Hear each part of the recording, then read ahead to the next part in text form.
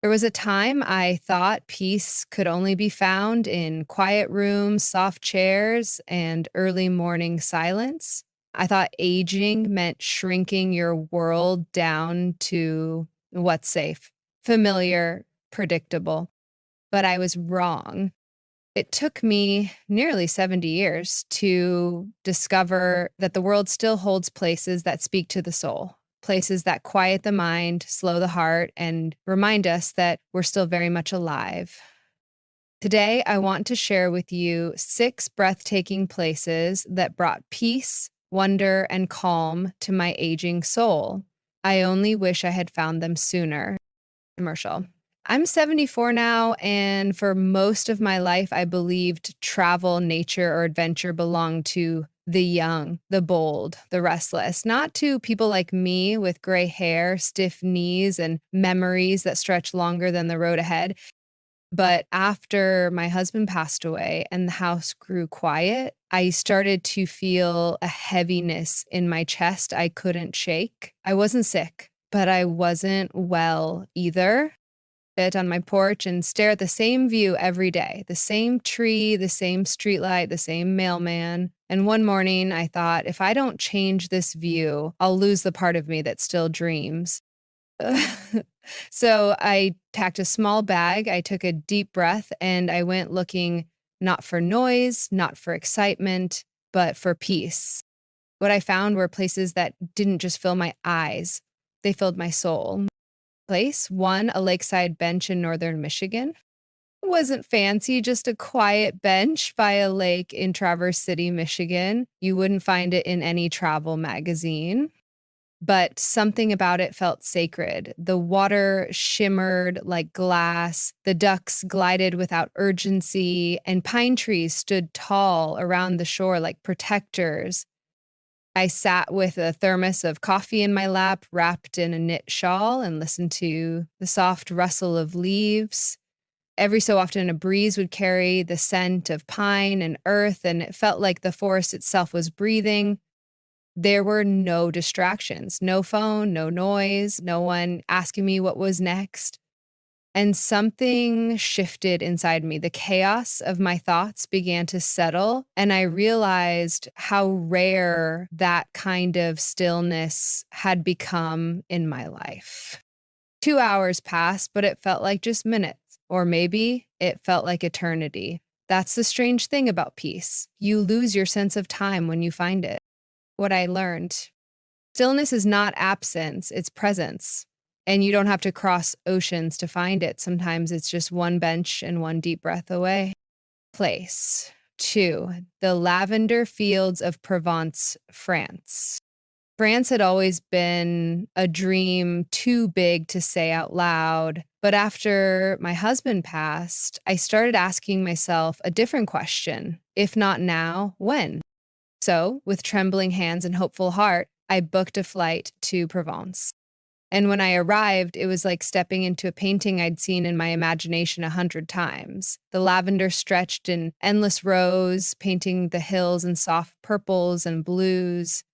The scent, the scent was unlike anything I'd ever known. It wasn't just floral, it was ancient, healing, like the earth was singing a lullaby. I walked slowly, stopping often. My knees ached, but my soul felt lighter with every step. I sat on a small stone wall, closed my eyes, and just breathed. Deeply, freely, like I hadn't in years. There were no grand tours, no selfies, just me and the lavender in quiet communion. What I learned: beauty isn't just something to see, it's something to breathe in, to soak into your skin. Let it change you, let it soften you. Place 3, the quiet trails of Kyoto, Japan. When I told my daughter I wanted to go to Japan, she laughed gently. "Mom," she said, "that's a long flight." And it was, but something in me needed to go.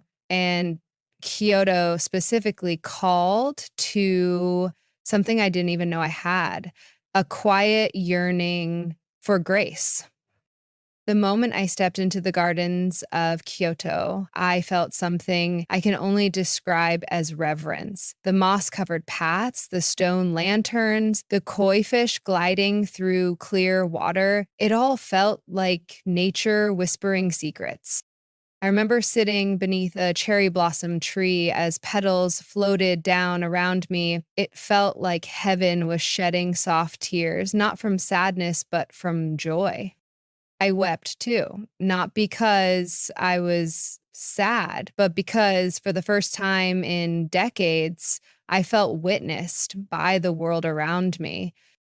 What I learned, some places speak a language your heart understands, even when your mind doesn't. And sometimes it's okay to just listen.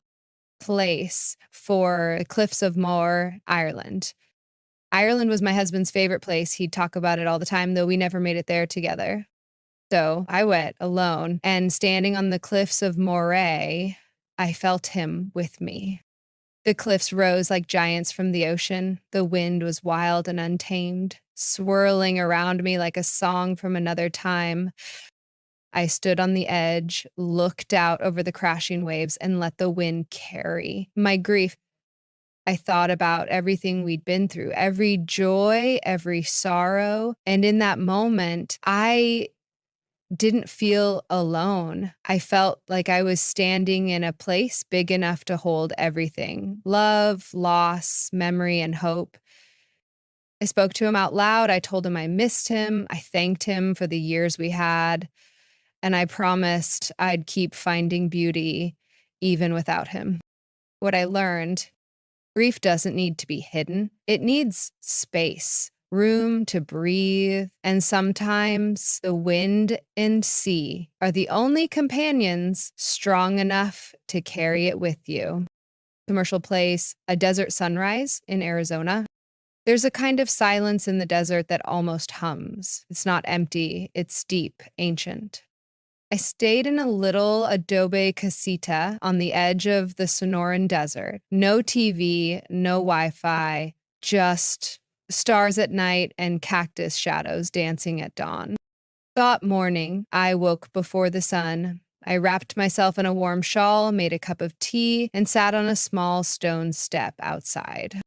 As the sky shifted from navy to lavender to fiery gold, I felt like I was watching the earth perform a ritual, like the universe was gently saying, "Here, begin again."